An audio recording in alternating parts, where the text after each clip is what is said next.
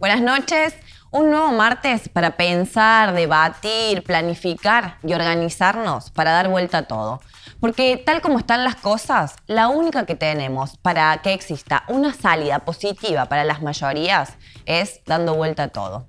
En un país y en un mundo donde los números son alarmantes, si pensamos que esas cifras frías, porcentaje de pobreza, desocupación, son personas y no solo números, la cosa se pone peor. Sobre la situación económica y las perspectivas vamos a hablar hoy y además para apoyar la lucha que llevan adelante las y los profesionales de la salud, informe completo y convocatoria al paro del 1 de octubre.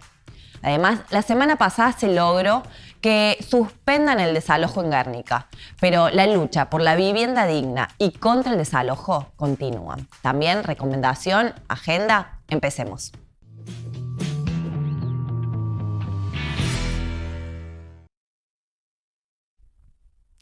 La editorial de hoy se llama La Cuadratura del Círculo, aunque también se podría llamar La Quinta Pata del Gato u otra variante. En realidad, hoy quería hablar de economía, de eso que parece una ciencia oculta, que opinólogos de traje y corbata explican difícil en la tele y que es como una especie de cofre con todos los secretos de la vida.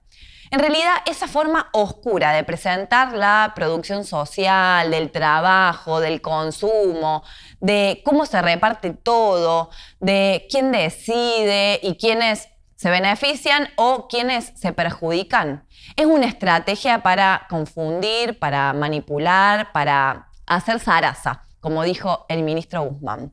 Saquemos de debate al macrismo. Corramos a los impresentables que hundieron todo durante 4 años. Y obvio, por lo menos esta vez, tampoco vamos a polemizar con esa especie de versión bizarra de capitalismo neoliberal que son Expert o Milei. Hoy no es con ellos el asunto, es con el oficialismo gobernante, con su visión y perspectiva de la economía. Se supone que estamos frente a una propuesta que dice que reivindica el Estado presente como estímulo del consumo para aumentar por esa vía la producción y entonces fortalecer el mercado interno y así un círculo, llamémosle virtuoso, de la economía. Es de forma simplificada la visión keynesiana de un capitalismo social, humano, popular. Sin embargo, ese planteo, esa orientación necesita recursos. Las únicas veces de forma absolutamente excepcional y transitoria que se aplicó algo parecido en nuestro país tuvo que ver con coyunturas internacionales del capitalismo que derramaron en el país. Por ejemplo, fue el viento de cola de la Segunda Guerra Mundial, o bien, por supuesto, salvando las distancias, en el 2003, con el primer gobierno kirchnerista, a partir de los precios récord de la soja por la locomotora china, la devaluación del 400% del bombero Duhalde y la medida soberana que impuso la valentía de la movilización del 2001 y no la cobardía endémica de toda la política tradicional. Y fue el no pago de la deuda. Es decir, soja a $615, abaratamiento del salario un 400% y el no pago de la deuda fueron las 3 claves del milagro de la recuperación K. Como se ve, todos factores externos o bien los internos como la devaluación que fueron una expropiación al revés, reaccionaria, al bolsillo popular y el default soberano lo impuso el que se vayan todos. ¿A dónde quiero ir? Que hoy no existe ninguna de esas condiciones, que la perspectiva de la economía mundial, según pronósticos del FMI y del Banco Mundial, es dificultades en el horizonte para la inversión y en especial para Argentina y la región. No voy a aburrir con 1000 datos, pero doy los más importantes, podría decir. 19% de desocupación, que no se cuenta la gente que por COVID no está buscando. Según el INDEC, si se contara eso, el dato de desempleo sería del 30%. La pobreza es más del 50%. La caída de actividad económica del segundo trimestre del año, un casi 20%, superior a los 2 primeros trimestres del 2002, en medio de la bancarrota nacional. Obviamente, el reclamo de enfermería por el reconocimiento como profesional, por sus condiciones de trabajo que terminó en represión, o la lucha de las y los trabajadores de la ATAM, o las tomas en Guernica, no son un invento de la nada, son el emergente de una situación de derrumbe vertical para los de abajo, para los que viven de su salario, de su esfuerzo, y no de los parásitos que viven justamente del trabajo de otros, es decir, de los grandes empresarios. Y entonces, es acá donde la economía se empieza a abrazar con la política, es decir, la mano se hace visible con las decisiones concretas y la voluntad de los proyectos que conducen la sociedad se vuelven fundamentales. Primero, ¿a quién hay que rescatar en esta debacle? ¿A los bancos privados, a las corporaciones fugadoras de dólares o a la gente que trabaja, a quienes no tienen techo, a las y los esenciales en serio?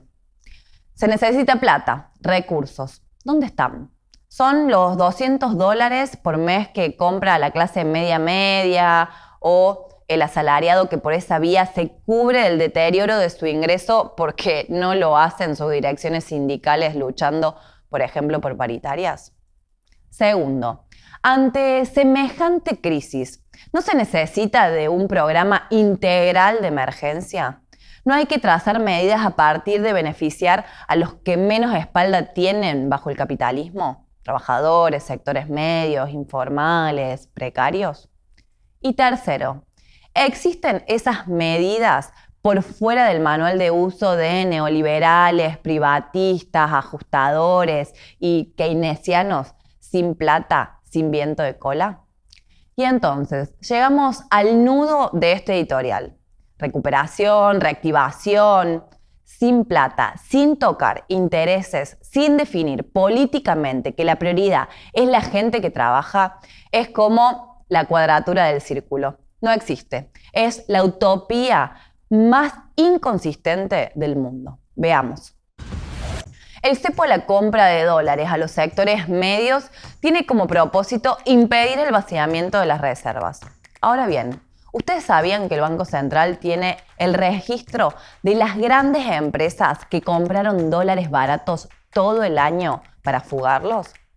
¿No es más lógico exigir la repatriación, por ejemplo, de esos dólares, que son más de 25.000 millones, es decir, casi 4 veces las reservas actuales del Tesoro Nacional?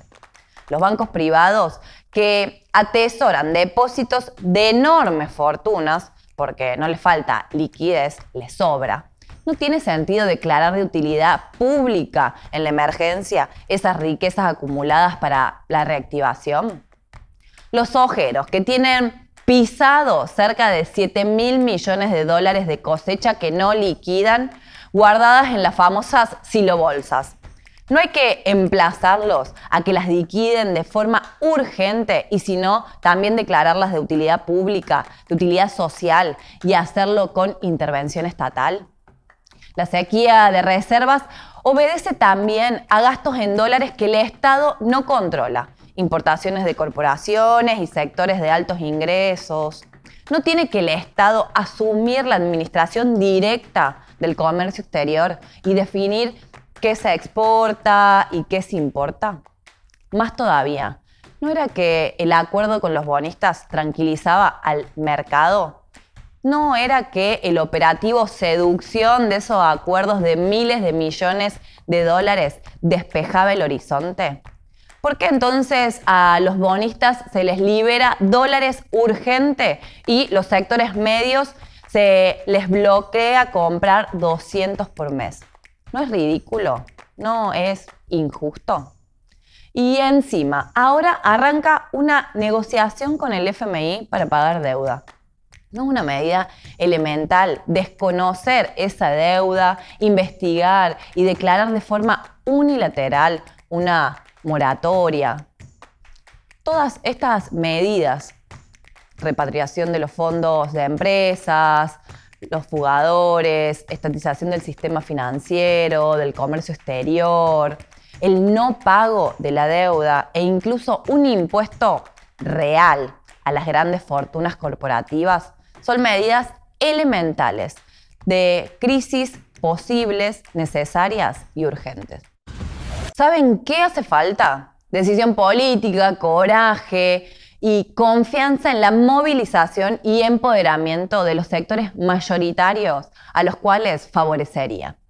Si en lugar de criminalizar a las tomas, hubiera un gobierno que dijera, miren, declaramos la emergencia habitacional, tierra para vivir y un masivo plan de obras públicas en base a un impuesto permanente a las riquezas corporativas. ¿Saben cuáles serían los efectos? 1. Reactivación económica por la construcción masiva. Y 2. Apoyo masivo y popular de millones de trabajadores a quienes se les va la vida en alquileres o incluso no les queda otra que ocupar. Y si definiera como prioridad a las y los esenciales en serio, y si el personal de salud recibiera reconocimiento profesional, salario equivalente a la canasta, jornada de 6 horas, ¿no apoyaría masivamente el poder político que se anime a hacerlo? Así podríamos repasar cada punto. Lo que ocurre es que transitamos un cambio enorme en la etapa del mundo y del país. El capitalismo está en descomposición y no va a morir solo. Antes nos va a arrastrar a todos. Este sistema, su modelo, no puede asegurar lo básico. Toda esa letra muerta de páginas y páginas que memorizamos en el colegio, de la Constitución, los derechos, eso no se puede asegurar sin suprimir privilegios de corporaciones, banqueros y grandes propietarios. Por eso, luchar por vivienda, trabajo, salario, incluso por democracia de verdad, sin palos, sin casta política, lleva a cuestionar la gran propiedad privada de los bancos, terratenientes, de las enormes empresas. Lleva a cuestionar el capitalismo, hay que decirlo. Por eso, ser socialistas en esta situación es casi una consecuencia lógica de defender los derechos de la clase obrera, de los sectores populares, medios, arruinados, de las y los precarizados, de la juventud, de las mujeres, de las y los desocupados. No hay vuelta. Las y los socialistas, la izquierda, que no se conforma con ser los que protestan, sino los que, como nosotros, queremos de verdad gobernar, ser un proyecto masivo, tenemos que explicar una y otra vez que medidas para rescatar a la mayoría hay, pero la clave es que para hacerlo hay que pasarle por arriba al 1% que tiene todo, las riquezas y el poder político, completamente agarrado. El cielo se toma por asalto sin pedir permiso. La izquierda, los socialistas, tenemos ese desafío, ser un proyecto masivo y dar una salida de poder para que de una vez las vidas que importen sean las nuestras.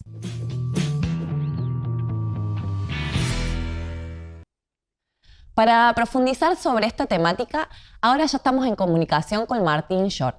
Él es sociólogo, es doctor en ciencias sociales, investigador de CONICET, profesor en la UBA y en la UNSAM. Es autor de varios trabajos, entre ellos Industria y Nación y Restricción Eterna. Hola Martín, gracias por tu tiempo. Hola Celeste, ¿cómo estás? Bien, bien, muchas gracias. Martín, te quería consultar una serie de temas sobre los que sabemos que vos estudiaste, escribiste y que nos puede ayudar a poner la coyuntura económica en un contexto más estructural, podríamos decir. Lo primero de todo, vos tenés muy estudiado el fenómeno de la extranjerización de la economía argentina y el rol de la burguesía nacional. ¿Puedes contarnos un poquito sobre eso? Sí, mira, ahí hay dos cosas que hay que plantear. La primera es ya de los años 90 para acá, y te diría con poca modificación durante el primer ciclo, digamos, de gobiernos kirchneristas y ni hablar después con el gobierno de Macri, la economía argentina presenta registros de predominio extranjero muy, muy altos, te diría de los más elevados a nivel internacional. Para que la gente se dé una idea, más de la mitad de la estructura del poder económico en la Argentina está controlado por intereses transnacionales, y esto no es solo un problema en la medida que tiene efectos sobre la balanza de pagos, sobre cómo la Argentina se inserta en el mercado mundial, sino que también viene acompañado de una serie de instrumentos normativos que son realmente muy complicados, como los tratados bilaterales de inversión, y en el caso argentino también la ley de inversiones extranjeras. Te diría que ahí hay un problema estructural crítico que los gobiernos casi sin solución de continuidad de los últimos 20, 25 años no han dejado de profundizar. Y en paralelo tenés un sector, digamos, de capital nacional, grandes grupos empresarios que ellos, digamos, generalmente se los presenta y se autoproclaman como una burguesía nacional, pero ahí no hay un sector del capital, digamos, que tenga un proyecto de país muy distinto a lo que ofrece el capital extranjero como la mejor inserción internacional para la Argentina. Digamos, no hay claramente ahí un sujeto histórico emancipador o que nos pueda colocar en un planteo de desarrollo económico, más allá, digamos, de lo que estos autores dicen, lo que estos actores dicen, y en paralelo y apelando a esta falsa idea de que son una burguesía nacional, son los convidados de piedra de siempre de los distintos gobiernos que tratan de hacer fomento productivo y desarrollos productivos particulares. Con lo cual te diría, dentro de lo que es la estructura del poder económico hoy en la Argentina, donde conviven estos capitales nacionales con este capital extranjero predominante, hay bastante sintonía en cuanto a los proyectos en términos de la inserción de la Argentina en el mercado mundial a partir de sus producciones primarias fundamentalmente, y de ir consolidando cada vez más a la Argentina como una plataforma exportadora de salarios muy bajos, lo cual implica obviamente avanzar sobre las condiciones materiales de vida de la clase trabajadora. Entonces, lo que por ahí en algún otro momento histórico eran proyectos antagónicos o enfrentados entre una supuesta burguesía nacional y un capital extranjero, te diría, las últimas décadas marcan claramente una empatía de proyectos muy clara, y que el pato de la boda histórico de ese proyecto tiene que ver con la degradación de las condiciones de vida del trabajo. Claro. Bueno, y en esa radiografía que vos presentás sobre la estructura de la propiedad en Argentina, ¿crees que es un chaleco de fuerza para tomar medidas independientes? Sin duda, digamos, por eso yo enfatizaba al comienzo la cuestión normativa, digamos.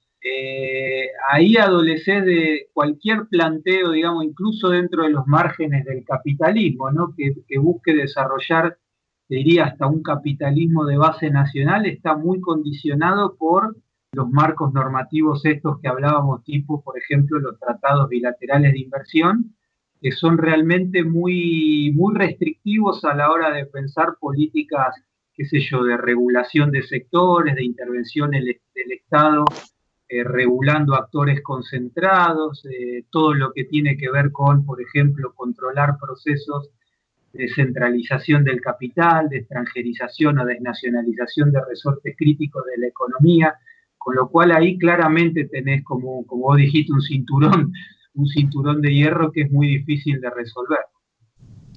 Claro. Y Martín, otra cuestión. En las crisis siempre se debate sobre cuál es la salida, podemos decir, y quiénes tienen que pagar los costos al final. ¿Con qué proyecto se sale es la discusión en un punto? ¿Vos identificás algún sector dentro de esta burguesía argentina o de la propia clase política, podemos decir, como un proyecto independiente que hoy esté planteando una confrontación con el gran capital? Mira, sacando los planteos para mí, más interesantes que tiene la izquierda, te diría que eso no existe. De hecho, hoy un poco en esta crisis que estamos viviendo, creo que queda elocuente esta cuestión. Digamos, la apuesta del gobierno tiene que ver con lo que se llama la salida exportadora y lo que tiene que saber la gente que nos escucha y nos mira es que en Argentina la salida exportadora está concentrada en 50 grandes empresas que explican más del 70% de las exportaciones. Entonces, ahí hay un gran condicionante que lejos de ser un modelo alternativo, te diría es más de lo mismo. Respecto de eso, tenés un problema que es que hoy el mercado mundial, producto de la crisis, está como muy cerrado, con una recesión muy grande, con lo cual incluso esa salida exportadora está condicionada. Después tenés la otra vertiente, dice, bueno, la salida es fomentando inversiones y particularmente inversión extranjera, que es también más de lo mismo para una economía con el nivel de concentración y extranjerización que tiene la Argentina y sabiendo que esa salida hoy está muy condicionada también por el escenario internacional, con lo cual me parece ahí todo lo que te queda desde el punto de vista de sostener alguna reactivación tiene que ver con apuntalar el mercado interno, pero esto tiene dos problemas que tienen que ver con lo que nosotros charlamos. Primero que para estos capitales que son los que lideran y hegemonizan el capitalismo argentino, los salarios no son claves como un elemento que tracciona su crecimiento y su rentabilidad, sino que cuanto más bajos mejor. Por lo tanto, ahí creo vamos a tener un escollo muy grande. Y el otro es quién financia, porque si vos decís, bueno, la salida por lo menos a mediano plazo tiene que ver con algo más de mercado interno, de reactivación de la demanda interna y demás. Ahí hay que tener en claro quién pone los recursos para que esa rueda empiece a funcionar. Y ahí tenés toda la impugnación, te diría, político-mediática y económica que estos sectores han realizado, por ejemplo, a esto que hoy se llama impuesto a las grandes fortunas, que tiene poco de impuesto y más de una medida de coyuntura. Con lo cual te diría, creo que lo que muestra la crisis es justamente esto que vos planteás, que sacando, como decíamos al comienzo, los sectores de la izquierda, creo que nadie hoy está planteando, pensando y tratando de arbitrar los medios para un modelo alternativo, incluso dentro de los márgenes de una economía capitalista. Clarísimo, Martín. ¿Y qué medidas crees que se podrían llevar adelante si hubiera esta decisión política que acordamos que al menos desde quienes hoy están al frente tampoco las quieren llevar adelante? Mira, yo creo que a corto plazo la salida efectivamente tiene que ver con la redistribución del ingreso. O sea, si no se piensa en un, digamos, como se decía en otra época, un shock redistributivo importante, me parece que esto tiene problemas serios. En esa salida creo que hay dos elementos que hay que pensar y que no lo tengo tan claro que se lo esté pensando tanto.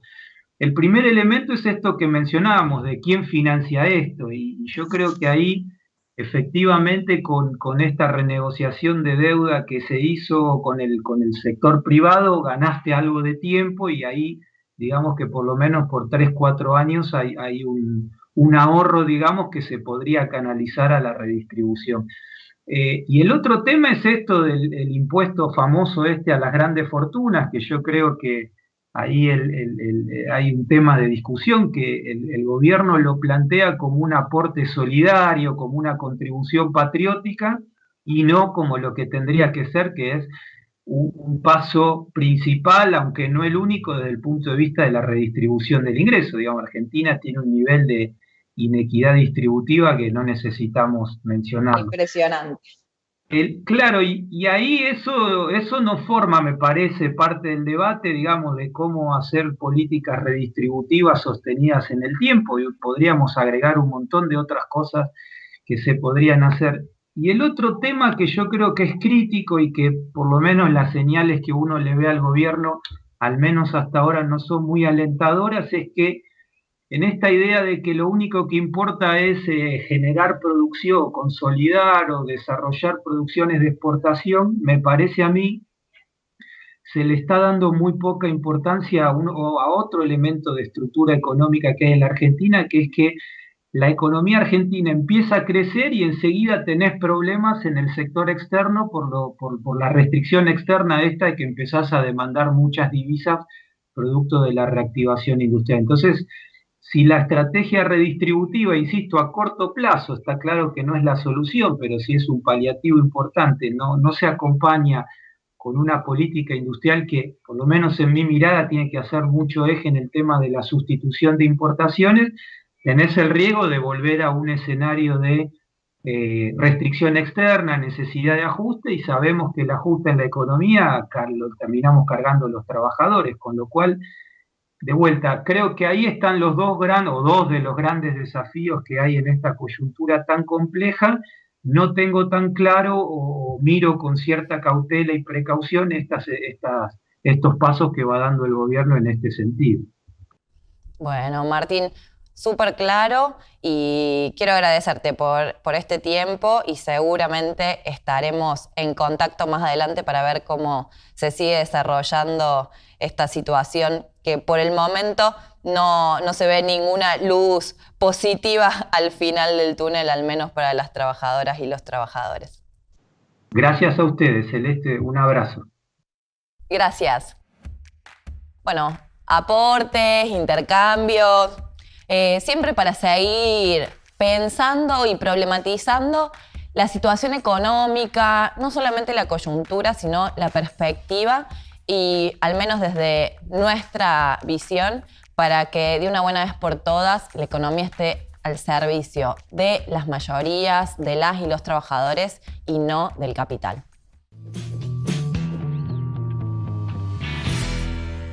Seguinos en todas las redes sociales del MST Argentina. Activa la campanita de notificaciones y acordate que podés dejar tu opinión o sugerencia en la caja de comentarios. Si hay un sector entre las y los trabajadores que viene dando la pelea, son los trabajadores de la salud. Y lo hacen por dos vías. Luchan desde la primera línea contra el avance del coronavirus en todo el país. Y también están dando la pelea en sus lugares de trabajo y en las calles por sus condiciones de trabajo. Es que la situación no se aguanta más. La precarización, los contagios, el agotamiento se combina con la falta de respuesta por parte del gobierno a los justos reclamos que empiezan previo a la pandemia en defensa de la salud pública, por más presupuesto y que por el COVID se hicieron más que necesarios. Pero seguimos esperando. La pandemia del COVID-19 puso al desnudo la crisis de los sistemas sanitarios en todo el mundo. Sin duda, los países con peores indicadores son los que enfrentaron la pandemia con sistemas de salud privados y con gobiernos negacionistas como Estados Unidos. Pero en nuestro país, la salud pública quedó lejos de aquel sistema financiado desde rentas generales gratuito y universal. El virus encontró un sistema desfinanciado por los ajustes, fragmentado, con un sistema privado en expansión y con el equipo de salud con bajísimos salarios y pésimas condiciones laborales. Hoy en día, el país se encuentra en una situación más que crítica, ubicándose en el top 10 de países con más contagiados y con decenas de miles de muertos. Lejos de estar entre los países que mayor enfrentan la pandemia, como el gobierno presumía meses atrás, se llegó al colmo de olvidarse de cargar 3.500 muertes en la provincia de Buenos Aires, mostrando que la situación es aún más grave. Más allá de los discursos y exposiciones magistrales que ya no vimos más, ¿qué decisiones político-sanitarias tomaron Alberto y Ginés? ¿Se podría haber hecho otra cosa? Repasemos. La primera decisión fue liquidar la cuarentena con 2 medidas claramente antisanitarias. Abrir ramas de producción que no eran esenciales, estimulando la circulación comunitaria, y no apuntalar el aislamiento con medidas sociales para que la gente pudiera quedarse en casa sin ver peligrar su fuente de trabajo, perder parte del salario o no tener un subsidio universal si estaba desocupado. El presidente y los gobernadores fueron abriendo la compuerta y obligando a la población a exponerse al riesgo para poder comer. La segunda decisión también fue antisanitaria. Se negaron sistemáticamente al testeo masivo y de esta manera tener un mapa sanitario real, levantar una barrera sanitaria más selectiva y focalizar la circulación del virus. El propio gobierno lo admite, pero no lo hace. Argentina sigue estando entre los países de más bajo índice de testeos. La tercera decisión fue negarse a fortalecer el sector público y avanzar hacia un sistema único. El gobierno nunca dispuso un aumento presupuestario drástico para superar el déficit de recursos. Luego de reclamos de la primera línea, llegaron de manera irregular los elementos de protección e insumos. Se reforzaron en parte las camas críticas, pero sin el personal y la infraestructura correspondiente. Y la incorporación de personal de salud fue insuficiente y en condiciones precarias. Por ejemplo, en territorio bonaerense se reclamaron 2.500 profesionales y solamente 650 se incorporaron a lo largo del año. La negativa a avanzar a una medida urgente como el Sistema Único de Salud ha impedido optimizar recursos, ya que el sector privado sigue manejando en función de sus ganancias el 65% de la capacidad sanitaria. Y lo peor, el Estado lo sigue subsidiando. Un crimen sanitario.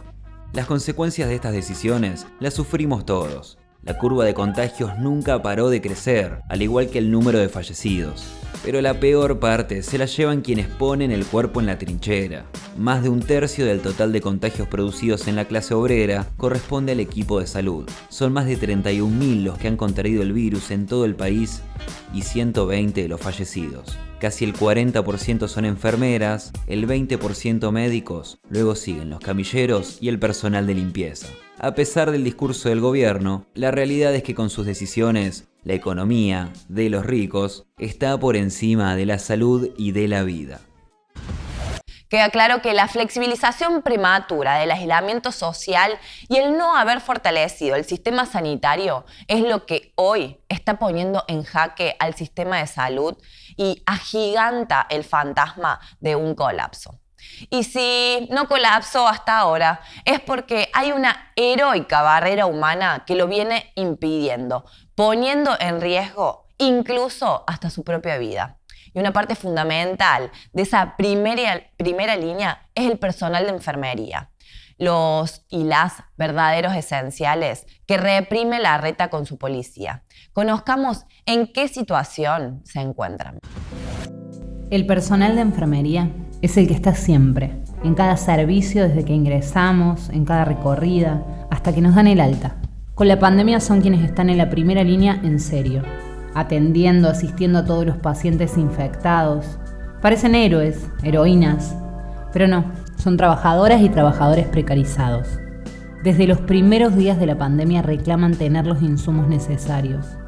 ¿Qué me van a decir después? ¿Así que te dijeron a vos que después del muerto se van a hacer cargo? No quiero que se hagan cargo de mí si me muero. Quiero que me cuiden antes de morirme. Eso es lo que tenemos que tener en cuenta. Los elementos de protección fueron insuficientes. Esto se vivió y se vive en todo el país. Hoy, de los casi 32.000 infectados en el personal de salud, casi el 40% es personal de enfermería. En la Ciudad Autónoma de Buenos Aires, el gobierno de Larreta no reconoce a enfermería como una carrera profesional. A pesar de cursar 5 años, de tener la misma carga horaria que otras profesiones, de especializarse. Pero no, a los y las enfermeras, que en su mayoría son mujeres, no las considera profesionales y por ende los sueldos son más bajos. Además, cientos de enfermeras y enfermeros están contratados como monotributistas, precarizados y sin cobertura social. Aberrante. Pero el colmo fue que Larreta otorgó un bono de 10.000 pesos para todos los profesionales del personal de salud, excepto a enfermería, volviéndose a discriminar con un bono de 5.000. Indignante. Es por eso que el 21 de septiembre se realizó la movilización de mayor envergadura del año en el sector de salud, con las enfermeras y enfermeros a la cabeza, recordando la enorme lucha de 2018, cuando entró en vigencia la Ley 6035, que excluyó, entre otras profesiones, a enfermería del equipo de salud. Esta vez, cuando lo que se quería era presentar un petitorio para que se escuche su reclamo, la única respuesta del gobierno de Larreta fue la represión. Lejos de amedrentarse por la represión, esto solo generó más bronca y ganas de luchar. Por eso es imprescindible apoyar el justo reclamo de enfermería. Un aumento significativo a todo el personal de salud, más personal, condiciones dignas de trabajo y licencia para los grupos de riesgo. La lucha es el camino. Si queremos ponerle un freno a esta grave situación, hay que dar un golpe de timón urgente. ¿No te parece que es hora de tomar medidas sociales y sanitarias opuestas a las que viene tomando el gobierno y cuidar de verdad a quienes nos cuidan? Necesitamos triplicar el presupuesto sanitario en todas las jurisdicciones. De hecho, en el presupuesto nacional para el próximo año, la salud no puede tener menos que el 15% del Producto Bruto Interno como un paso hacia un sistema que funcione enteramente financiado desde rentas generales a cargo del Estado y basado en fuertes impuestos a los ricos, a las corporaciones y, por supuesto, al no pago de la deuda externa. Se necesita un plan de testeos masivos, tanto entre la población como en el personal de salud. Y comités de crisis donde la participación de las y los trabajadores sea completamente necesaria, donde se discutan ahí los protocolos de bioseguridad democráticamente, donde sea en cada uno de los establecimientos que se lleven adelante estos debates, tanto de salud como en cada una de las ramas de actividad que están siendo abiertas.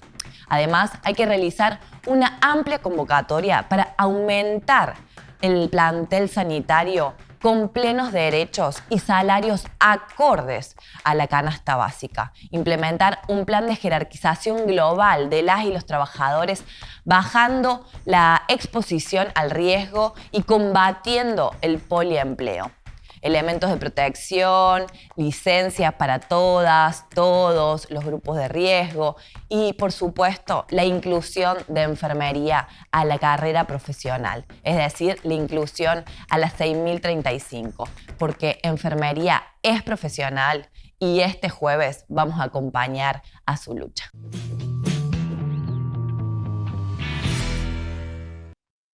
Y si hablamos de una lucha que está marcando el camino, es la que llevan adelante las más de 2.500 familias que hace 2 meses están en Guernica. Vienen luchando por el derecho a tener una vivienda digna. Escuchemos la situación que viven en primera persona. Bien, mi nombre es Yamila, soy una de las delegadas del proceso de recuperación de tierra del presidente Perón. Somos aproximadamente 2.500 familias que estamos desde el 20 de julio, donde a pesar de haber intentado muchas mesas de diálogo, un acercamiento con funcionarios de provincia, municipio y nación, lamentablemente al día de hoy no tenemos ningún tipo de respuesta, más que un desalojo pacífico según plantean ellos, el cual implica de que nosotros como ciudadanos, al no tener otra opción de quedarnos en el espacio, decidimos quedarnos y resistir. Esperemos sí de una manera pacífica, ya que tenemos un antecedente que la policía ha sido bastante hostigante y violenta para con los vecinos y vecinas del presidente Perón. Es, digamos, una cuestión bastante constante. Ya hace unos días hubo un vecino baleado por el solo hecho de estar haciendo una pegatina. Está en una situación bastante vulnerable y bueno, creo que es la policía de Berni la que hace este tipo de cosas y que es lo que tenemos en puerta nosotros como vecinos y vecinas el día primero, que es el día del desalojo. Siempre hablamos de prioridades. Mientras el gobierno no avanza contra las corporaciones del agronegocio y defiende las tierras en Guernica para un emprendimiento inmobiliario, no plantea la realización de un plan de viviendas populares. ¿saben? La frontera sojera destruye casi 250 hectáreas de bosque por día. Es decir, que en 4 días es la misma superficie que ocupan las 10.000 personas en Guernica y que toda la política tradicional se llena la boca pidiendo la represión. Los incendios ya quemaron 10 veces la superficie de la Ciudad Autónoma de Buenos Aires y todo para hacer negocios. Prioridades. De un lado, los que defienden los negociados, las ganancias de unos pocos, los que cuidan la propiedad privada de los capitalistas. Del otro, quienes defendemos el derecho a la tierra y la vivienda. Por eso, la lucha de Guernica y de todas las tomas es nuestra lucha y enfrentaremos el desalojo si se animan a llevarlo adelante. Ahora vamos a la recomendación de abril.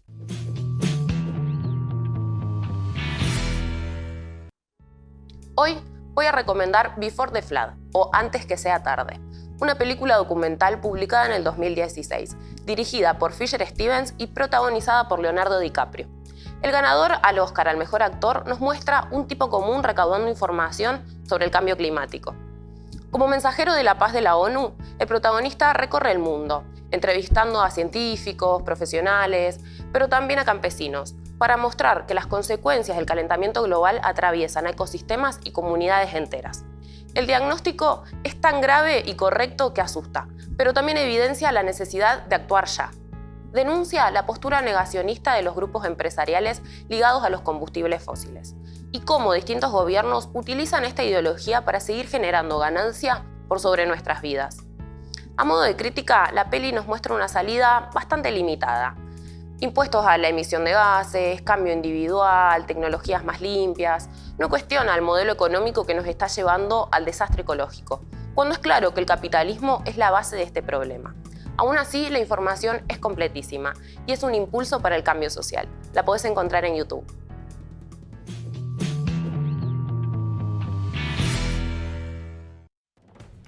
Si no lo viste igual que yo, la verdad es que es una buena oportunidad para hacerlo y hacerle caso a Abril y ver este documental. Bueno, llegamos al final, pero antes les recuerdo, este jueves venimos con una agenda súper cargada, porque tenemos, por supuesto, una nueva emisión de Panorama Internacional a las 20 horas por el canal de YouTube y el Facebook de la Liga Internacional Socialista. Pero además, como charlamos el día de hoy, tenemos el paro de enfermería que vamos a estar ahí apoyando y a su vez seguimos muy atentas para ver si quieren avanzar con el desalojo en Guernica, porque vamos a estar ahí para impedirlo. Bueno, nos vemos el próximo martes para seguir planeando cómo dar vuelta a todo.